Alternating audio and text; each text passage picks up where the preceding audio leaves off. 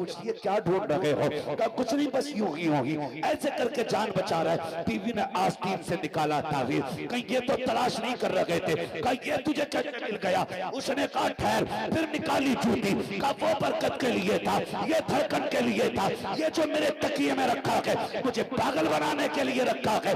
आज तक कालियों पे बीत रखी थी, अब जूतियों पे नंबर आ जाता है। बंद करो ऐसे तावीज लेना जिससे कालियों से जूतियों पे नौबत आ जाए। खुदा तौफीक दे। सुबह उठो, कुरान पढ़ो और इसी को पानी पे दम करो। आधा तू पी ले, आधा बीवी को पिला दे। खुदा की कसम, जो शिफा 70 तावीजों से नहीं होगी, अल्लाह वो शिफा कुरान की तिलावत से आता फरमाता। सुभान अल्लाह, सुभान अल्लाह, माशाअल्लाह, सुभान अल्लाह। या रसूल अल्लाह, जिंदाबाद, जिंदाबाद, जिंदाबाद। ताजो शरिया, ताजो शरिया, ताजो शरिया, ताजो शरिया, जिंदाबाद। दो नौजवानों, मैं बात अर्ज कर रहा था सरकार मुफ्ती आजम, बंदा आ गया, उसने कहा लीजिए कागज और तावीज बना दें, तावीज बना दें। आपने कागज लिया और तावीज बनाया। आधे कागज में तावीज बन गया, आधा बच गया। जिसे सरकार मुफ्ती आजम तावीज दे देते थे, फिर तो वो फूले नहीं समाता था, फूले नहीं समाता था। इसलिए कि शिफा फी नुत्क़िही, अल्लाह ने उनकी जबान में शिफा रखी थी, जो कह देते थे खुदा कर देता था। ये सिफत है वली की पहचान, शिफा फी नुत्क़ी, जो कह दिया कर दिया। मगर ये बाद में हुआ ना, पहले का तकवा देखो, तावीज लिखा, आधा कागज रह गया, लेकिन चला गया। 2.5-3 महीने के बाद पलट के आया। आपने फरमाया कहो जनाब क्या हाल है? कहा हुजूर बस दुआएं हैं, करम रब का बहुत मौज की कट रही है। जब से तावीज दिया बरकतें ही बरकतें हैं, सुकून से सो रहा हूँ। हजरत फरमाने लगे तुझे तो सुकून है, लेकिन जिस दिन से तू गया है मेरा सुकून चला गया है। कहा हजरत जी बात क्या है? तेरे कदमों पे कुर्बान जाऊं, क्या बात हो गई है, क्या कमी रह गई है, मैंने कोई तकलीफ दी है? आपने तकिया हटाया और तकिया हटाने के बाद आपने कागज निकाला। फरमाने लगे सुन, 3 महीने पहले तावीज लेने के लिए आया था, आधे कागज पे तावीज बन गया था, आधा बच गया था, 3 महीने से संभाल के रखे हुए हो। इस दिन का इंतजार था, तू आएगा तेरा कागज वापस कर दिया जाएगा। खुदा की कसम, जब आपने ये तकवा इख्तियार किया है, फिर रब ने करामत का वो नूर बख्शा था कि जिधर से चलते थे करामतें बरसा करती थी। करामतें देख के लोग गौसे आजम को याद किया करते थे और कहा करते थे अगर बरेली के मुफ्ती आजम का हाल है तो बगदाद के गौसे आजम का क्या रहा होगा। जब उनके गदा भर देते हैं शाहाने जमाना की झोली, मोहताज का जब ये आलम है मुख्तार का क्या होगा?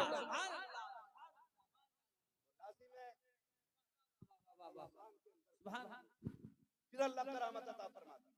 करामत हम शबीहे गौसे आजम, हम शबीहे गौसे आजम, मुफ्ती आजम, मुफ्ती आजम, मुफ्ती आजम, मुफ्ती आजम। बरेली शरीफ है, पुराना शहर है, एक बच्ची है। आपको एक बात बता दूं, अल्लाह वालों से मोहब्बत करने के लिए अलग से किसी तावीज की जरूरत नहीं पड़ती है। ये साहिब मजार किसी को नोचने गए, अराकीन कमेटी की तरफ से आपको कोई घर जाके कह के आया आना हमारे यहाँ? नहीं ना, हम तो वलियों के दीवाने। जहां विलायत की शमा रोशन हुई, परवाने उड़ के खुद चले आते हैं, है ना? तो अल्लाह खुद मखलूक का दिल अपने नेक बंदों की तरफ फेर देता है। सरकार मुफ्ती आजम हिंद जिधर से जाते थे ऐलान नहीं करना पड़ता था, चुपचाप जाते थे, फिर भी गलियां भर जाया करती थी। यही शान सरकार ताजुश शरिया थी। जब जाते थे तो गलियां गलियां भर जाया करती थी। सरकार मुफ्ती आजम हिंद बच्ची पुराने शहर बीमार हो गई, सुने जरा, बीमार हो गई। जब बीमार हुई ना, उसने बाप को बुलाया, अब्बा जी, हाँ बेटी, मुझे मुन्ने मियाँ से मिलना है। सरकार मुफ्ती आजम हिंद को बरेली शरीफ में बचपन में जो प्यार का नाम माँ ने दिया था ना, मुन्ने मियाँ या नन्हे मियाँ, ये इन्हीं में से कोई एक नाम, तो वो जवानी तक चला। घर वाले नन्हे मियाँ ही कहते थे। बच्ची ने कहा, अब्बा जी मुझे नन्हे मियाँ के यहाँ जाना है। बाप ने कहा, बेटी ठीक हो जाएगी ना, ले चलेंगे। बाप बेटी का रिश्ता बड़ा अलग होता है।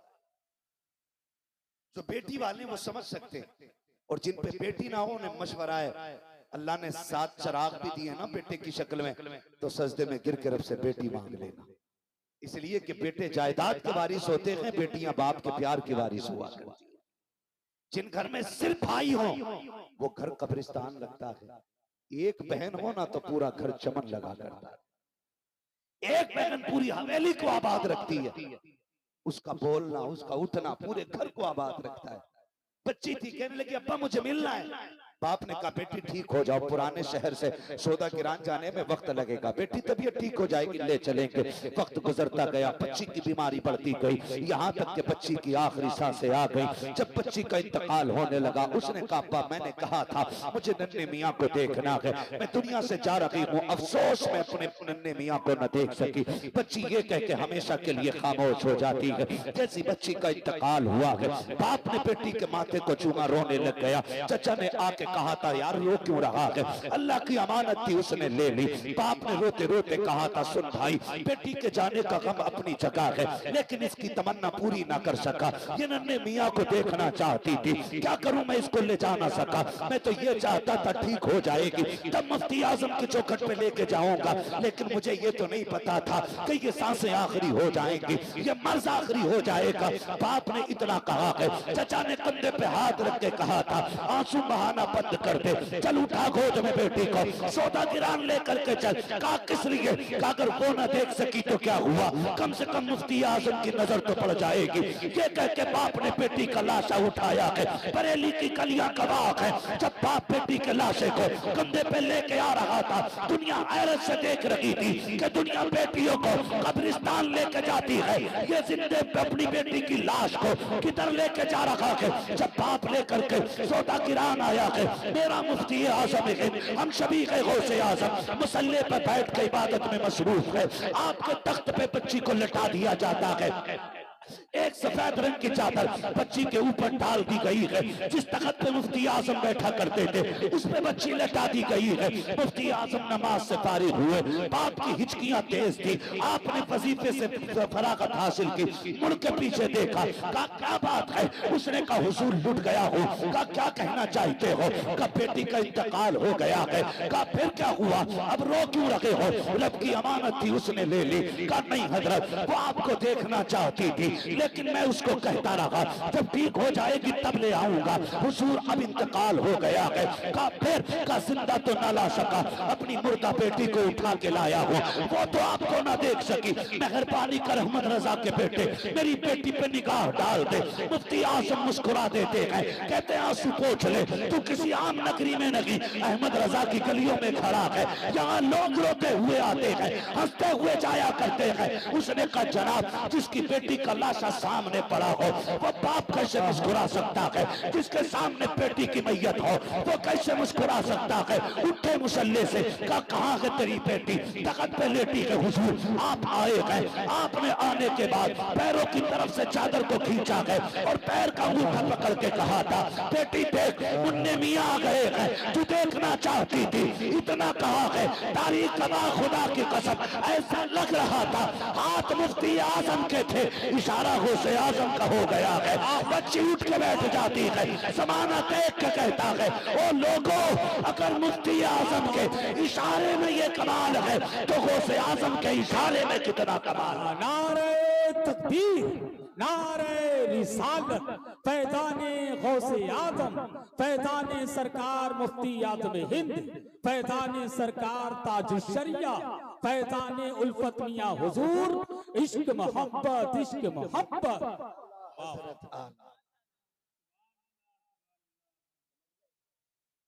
ये करामत का नूर आपको बख्शा, ये नूर करामत का आपको बख्शा। और फिर आपसे किसी ने कहा ना आप हज़रत के बेटे हैं, तो फिर भी रोने लगे। उसने कहा हुजूर रो क्यों रहे हैं? कहने लगे कहां मैं और कहां आला हजरत। लोग पूछते हैं क्या है आला हजरत? मैं कहता हूं जिसका साहिब तसर्रुफ बेटा ये कह दे कि कहां मैं कहां आला हजरत, मुझे शर्म लगती है जब लोग उनका बेटा कहते हैं। कहा क्यों? कहा जैसा उनके बेटे को होना चाहिए था मुस्तफा रजा वैसा ना बन सका। अब बता कैसे थे मेरे आला हजरत, कैसे थे मेरे आला हजरत?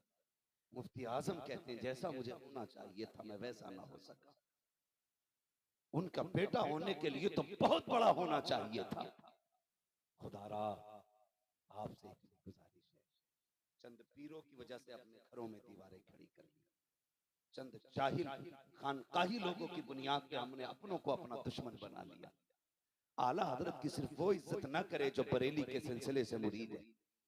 आला हजरत से हर उस बंदे को प्यार करना चाहिए जिसका रिश्ता मदीने वाले से मजबूत है। इसलिए कि इमाम अहमद रजा सिर्फ किसी खानकाह के सज्जादा नशीन नहीं है, सिर्फ किसी खानकाह के मुजाबिर नहीं है। मुजाबिरों को इसलिए मानते हो पीर की कब्र पर झाड़ू देता है, सज्जादा को इसलिए माना जाता है कि वो हमारे पीर की नस्ल में आता है, लेकिन आला हजरत को इसलिए माना जाता है कि उन्होंने हमारे अकीदे की हिफाजत की है, हिफाजत की है। और मैं तो खुल के कहता हूँ माँ का दूध पिया है, आला हजरत को छोड़ो और अकीदा अहले सुन्नत साबित कर ही नहीं पाओ। मैं तो खुल के कहता हूँ खुदारा अगर तुम्हारे मजारों पे चादर सलामत है ना तो इस्लाम की एक चादर बरेली के अहमद रजा के मजार पे भेज दिया करो। इसलिए कि अगर उनका फतवा ना होता ना तो तुम्हारे मजारों पे चादर तो क्या तुम्हारे बदन पे नेकर तक नहीं होता। इसलिए कि आज जो गाड़ियों में घूम रहे हो ना ये उसी अगरबत्ती का कमाल है जिसके जवाब का फतवा मेरे अहमद रजा ने दिया। उसी अगरबत्ती का कमाल है जिसके जवाब का फतवा बरेली के इमाम ने दिया है। और आज जब वक्त आ गया है जरा सी दुकान के चमक गई हम अपनों के खिलाफ हो गए। ना करेगा खुदारा इन्होंने हमें अल्लाह के करीब लाया, मजबूत नजरिए पेश किए इन्होंने, पक्का हमें मुसलमान बनाने की कोशिश की और बनाया बनाया। हुजूर के बारे में कैसा नजरिया रखना है, हुजूर के बारे में कह गए, हुजूर के बारे में बताएं, फरमाने लगे और कोई गैब क्या तुमसे निगाह वो भला, जब ना खुदा ही छुपा तुम पे करोड़ों। मैं आपसे एक बात कह दूं कि बस आखिरी बात, वक्त मुकम्मल हो गया है मेरे भाई। खुदारा हमारे बीच ना कुछ गड़बड़ियां होने लगती हैं, है ना। हम हैं तो बरेलवी लेकिन रिश्ता मार देते हैं। वलीमा खाइएगा, खाने तो खा के आया। सचुंदर मौलवियों ने भी कह दिया कि ना इधर खाने से क्या फर्क पड़ेगा, पूरा ही कूद गया प्लेट में। हाँ सचुंदर की खासियत है बदबू।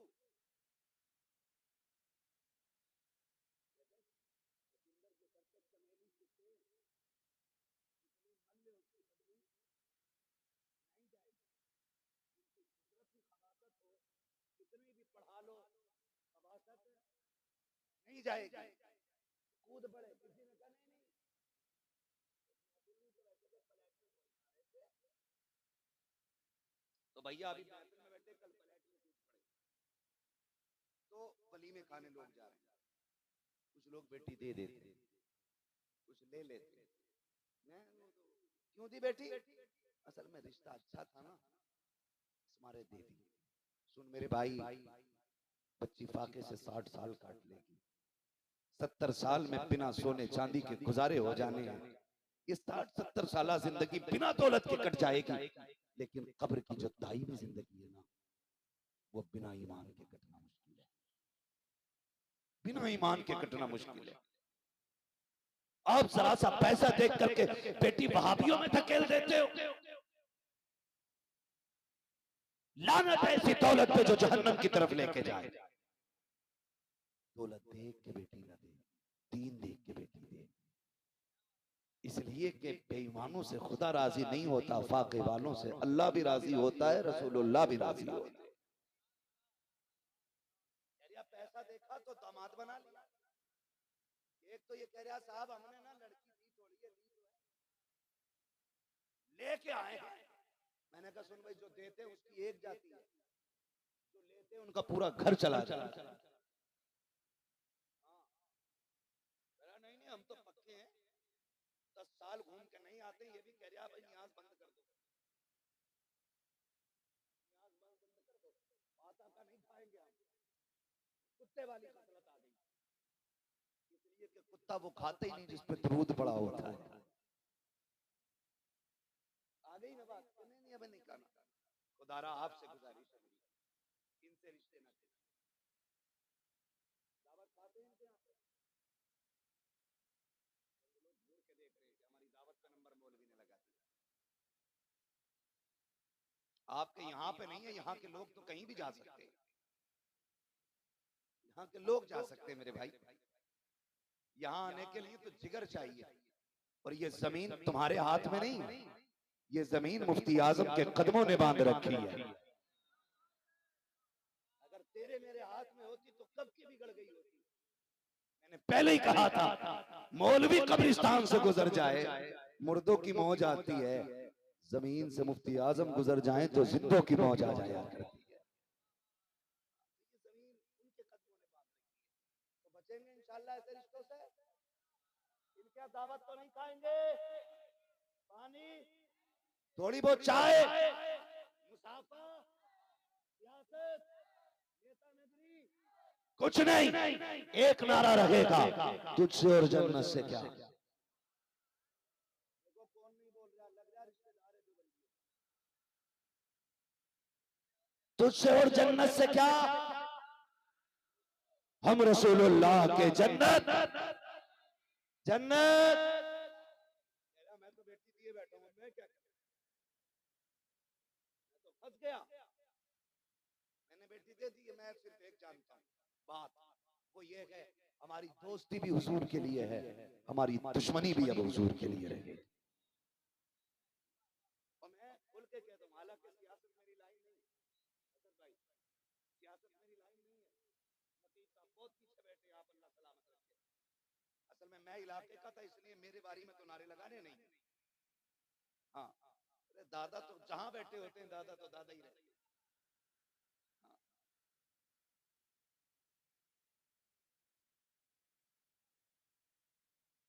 तवज्जो है ना सारे लोगों, मैंने क्या कह दिया आपसे?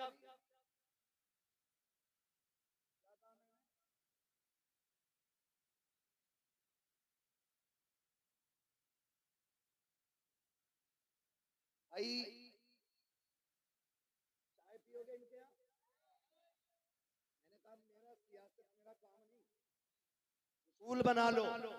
हमारी दोस्ती भी अल्लाह और उसके रसूल के लिए, और दुश्मनी भी अल्लाह और उसके, अल्लाह और उसके, माफ कीजिएगा, हमने दुश्मनी का उसूल पैसे को बना लिया। दोस्ती भी पैसे से होगी और दुश्मनी भी पैसे से होगी। मेरी कौम का नौजवान अपनी कौम के नौजवान की दलाली थाने में 500 रुपए के नोट के बदले में कर लेता है,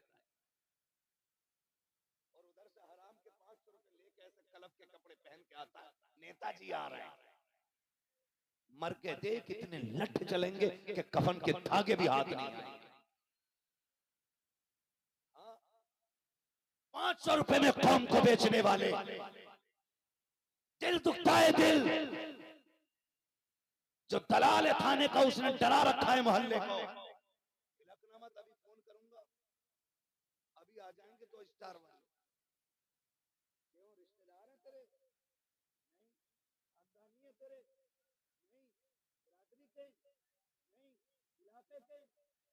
कहा वो प्रतापगढ़, रहने वाला फरीदपुर, तेरे खून पे दौड़ आएंगे। ऐसा कौन सा ताबीज दिया है तूने? पता चल जाता दलाल है तू, दलाल है तू, वरना इनकी खसलत कौन नहीं जानता, सब जानते हैं। मेरी आपसे इतनी गुजारिश है, खुदारा अपनों के सौदे ना किया करो, अपनों को बेचने की कोशिश ना किया करो। 500 रुपए के लिए अपनों के सौदे कर दिए जाते हैं। मैं एक जगह होटल पे बैठा हुआ था, दिल रोया करता है कभी कभी। उर्सों में भीड़ में आने वालों, तादाद में उर्सों में भीड़ लगाने वालों, कसरत से एक जगह बैठ करके अल्लाह रसूल की बातें करने वालों, तुम्हारे आगे हाथ जोड़ के कहता हूँ खुदारा, हुकूकुल इबाद का जहां तक मामला है, बड़ा सख्त मामला है।